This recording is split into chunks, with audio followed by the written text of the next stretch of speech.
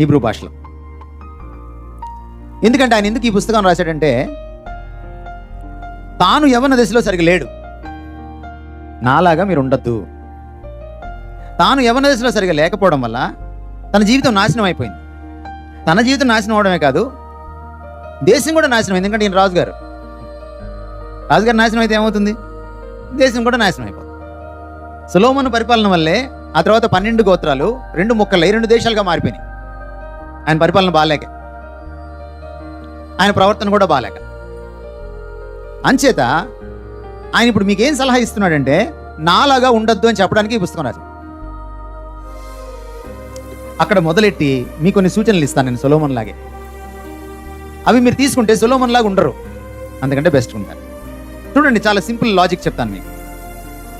లైఫ్లో ఉన్న బెస్ట్ పార్ట్ని మీరు బెస్ట్ విషయాల కోసం బెస్ట్గా వాడారనుకోండి, రిజల్ట్ ఏమొస్తుంది? అంతే. ఏంటి లైఫ్లో బెస్ట్ పార్ట్? యూత్.